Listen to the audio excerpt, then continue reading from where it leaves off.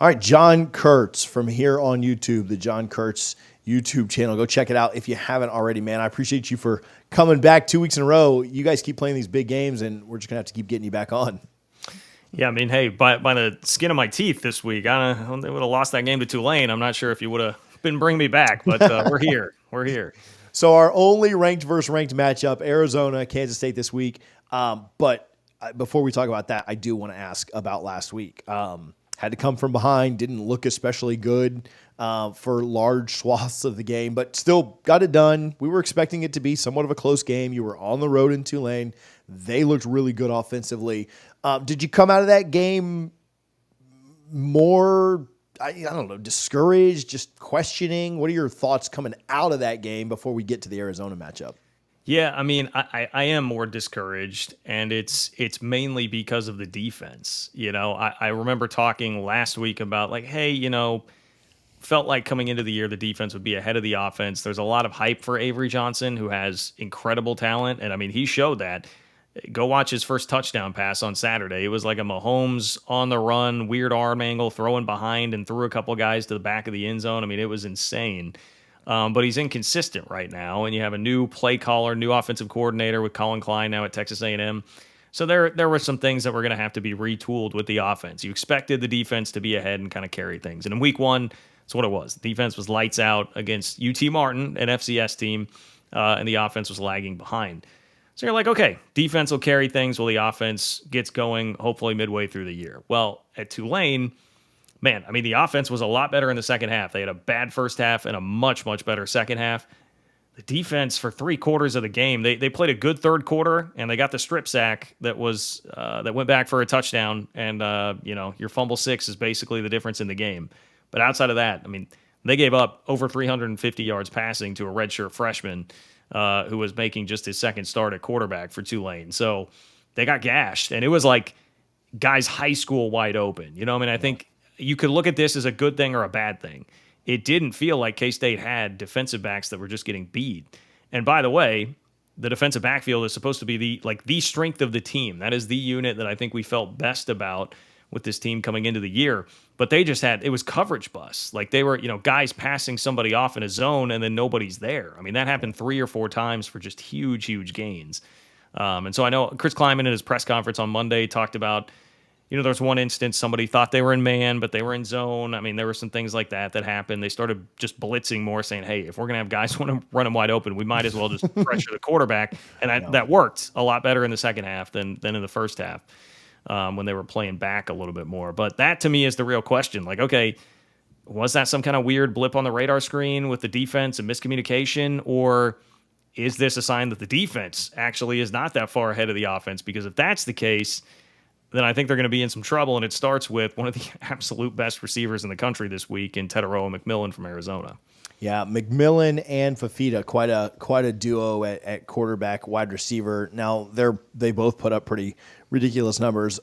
I will say that the competition they have played has certainly not necessarily even been as good as Tulane has, or as good as what Kansas State took on last week in Tulane. But you would think that Fafita and McMillan are probably a more capable, well, you would think they are a more capable duo than you saw last week. Now, it is at home as opposed to on the road, but, your concern or your, doubt maybe from last week, how does that kind of carry over into having to go up against him? Or do you think they can get some things fixed through the week? Obviously a shorter week playing on a Friday night, but thoughts around having to face that offense?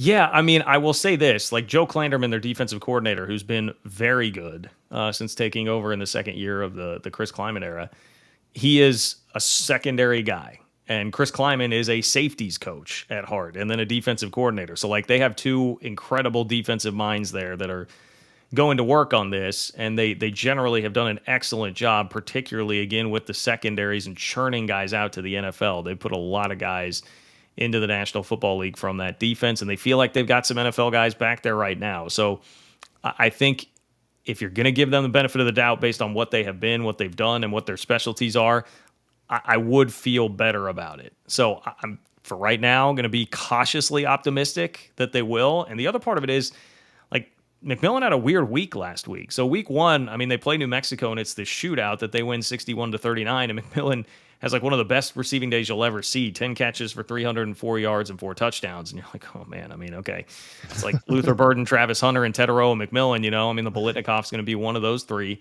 And then last week seemed kind of disengaged, 3 catches for 18 yards, and you're like, what happened? And they're in a dogfight with Northern Arizona into the fourth quarter. They won 22-10, but the offense just didn't really get going. So again, you're like, were they just looking ahead? Was it, not being very excited about Northern Arizona? I certainly think that could be the case.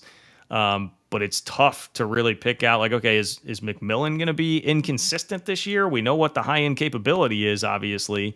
But I would expect that you're going to get a pretty good effort from him when you're going to be playing on a Friday night in front of everybody on Big Boy Fox. So there'll be a ton of people watching that game. So cautiously optimistic, I guess, would really be the answer, that I think K-State can slow them down. Think about not only looking back at the Tulane game, and so maybe if you want to share some quick thoughts there, but then looking ahead, do you have a lean when it comes to who has an advantage on either side of the offensive and defensive lines? I know that Chris Kleiman spoke really highly of Arizona's defensive line. I'm actually glad you said this, because I do think that K-State has been pretty good up front. They have a pretty new offensive line. They lost Cooper Beebe, who's now the starting center for the Dallas Cowboys and drawing rave reviews there, which does not surprise me. I think he was the best offensive lineman in college football, to be quite honest, last year. Lost another NFL guy in KT Leviston. So they were breaking in a lot of new players, but I think they've done a good job. Avery Johnson didn't get sacked. I believe they have not allowed a sack so far this season. There were no sacks on Saturday. Now, Avery plays a role in that. He's pretty elusive, but I think for the most part, they've done a good job. And then the defensive line, I mean, they got 5 sacks. They got the strip sack included in that. That was the play of the game. Now, I guess that's Austin Romaine. It's a linebacker who made that play. But they got a lot of pressure on Tulane. And I think their defensive line, they feel like, has a lot of talent. It's kind of young and unproven, but guys who have really flashed through the first couple of weeks. So I do think K-State is in a solid spot in the trenches. Like, the breakdowns on defense were much more on the back end. They found a way to get some pressure on the quarterback, Darian Mensah. So, again, I'm kind of like cautiously leaning K-State perhaps on that one. But I guess the real question to me will be, can they get pressure without having to actually blitz Noah Fafita? Because they did have to revert to sending a lot of creative pressures on Saturday against Tulane, and that's obviously going to leave you really vulnerable on the back end. So, can some of K-State's young defensive ends that they love, I mean, they love the youth and the talent that they have in that position group, but are they ready to shine when the lights really come on against Arizona in front of a national TV audience? So talking about that, right? Maybe the game outside of the game. We talked about Arizona not maybe playing the toughest competition to start their year. Going on the road for your first Big 12 game and having to go to Manhattan, Kansas on a Friday night. Like, you don't even get the normal night. Like, it's a short week and travel and I know it's not going all the way to the East Coast or anything like that, but having to travel backwards in time. Just thoughts around how big of an, or do you think maybe that's overhyped? Like, I feel like that plays, everybody likes to play at home. I get that, but playing on the road on a Friday night, first game in conference, you haven't seen any real legitimate competition yet. Like, I think that plays into Kansas State's favor pretty heavily. Again, maybe I answered your question for you, but that's my thought, is that it does play pretty heavily into K-State's favor. I do think there's potentially something to that. Now, I understand that Arizona, if you're playing in the Pac-12, you're going to have to go to Autzen. That's a really tough environment. You're going to have to go to Washington. That's a really tough environment. So I'm not saying that these guys have not played in difficult environments before, but I think week in, week out, one thing they'll likely find in the Big 12 is that on the whole, your average week in the Big 12 is going to be a tougher environment than what you were dealing with in the Pac-12. So adjusting to a new league, a place you've never been, K-State will definitely have that place full and very loud. It's actually the first top 20 matchup at K-State since 2014 when they had Auburn in the house for a non-conference matchup. So, this is one that K-State's definitely had circled, and the fans will be jacked up and ready for it. I think the one situational piece of this that does favor Arizona a little bit, that I know Chris Kleiman talked about at his press conference this week, is that they did get pretty gassed in that game in New Orleans. And I guess the nice part is it was an 11 a.m. kick, but it's really humid there. So it was raining most of the day, and it wasn't as hot, like straight up hot temperature wise as it could have been, but it was really humid, and I think guys got pretty drained. And then they were talking about having to scale back practice this week because usually they get the day off Sunday, but they had to practice a little bit.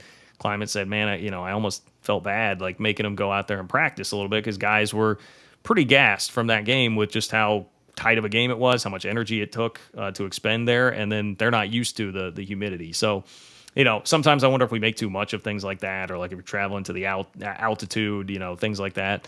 But it was something that was at least mentioned by K-State at their press conference on Monday. So I do think that's something to watch. How deep does K-State have to dip into the bench because of that? Yeah, I live in Tampa, Florida, and it's very humid here for anybody that wondered. I'm sure nobody did. But New Orleans is the only place on earth that I've ever gotten out of the car, and I've actually been there both times on Labor Day weekend.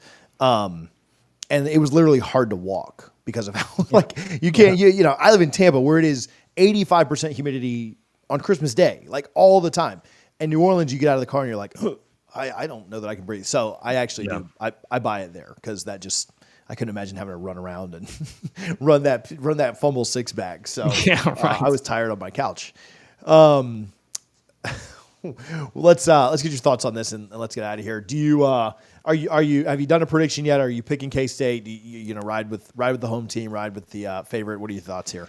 Yeah, I think in the end I would, mainly because of the home field advantage. I do like one kind of under the radar thing that I like a lot about K-State this year that I had questions coming into the season about was the kicking situation.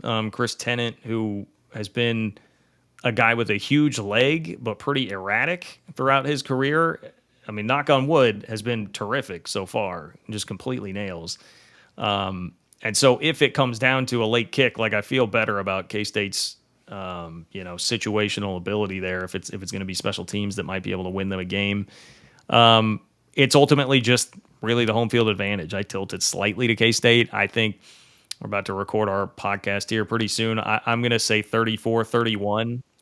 I think it will be pretty high scoring because I've seen enough out of these two defenses in the first 2 weeks to give me some real concerns there. But I would take, K-State's about a touchdown favorite, depending on where you're looking at, 7.5. I would take the points, I think, in this one. And I think there's a lot more value probably in Arizona on that. If I were looking at it from like a neutral perspective and like betting perspective, I would think, depending on, where you're at and what the juice is, there's probably a lot of value there in like Arizona money line. But I think K-State wins a close game is kind of my feel right now. Yeah, especially if you can get that hook at the 7.5. Yes. Where you're betting almost never matters, but always makes you feel a little bit better when you're laying points. So, John, where can people follow you? Where can they find more of your work, and where can they kind of follow along with what you got going? Yeah, if you're a Big 12 fan, I'm really pushing my Big 12 newsletter, which is called Open for Business. So it's just ofbnews.com if you want to sign up for that. Totally free. Get Big 12 news straight to your inbox. Don't have to sift through SEC and Big 10 stuff. You get all Big 12 news right to your inbox. Live shows on YouTube Wednesdays and Sundays. It's just John Kurtz, JohnKurtz, on YouTube for that. If you're a K-State fan, I do the 3 Mile podcast with Cole Manbeck and Derek Young.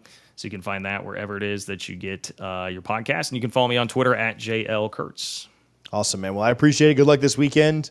And like I said, if you guys keep being the only ranked matchup, we'll just get you back every week. Hey, that sounds great, man. I'll do it anytime. Awesome. Thanks, buddy. Yep.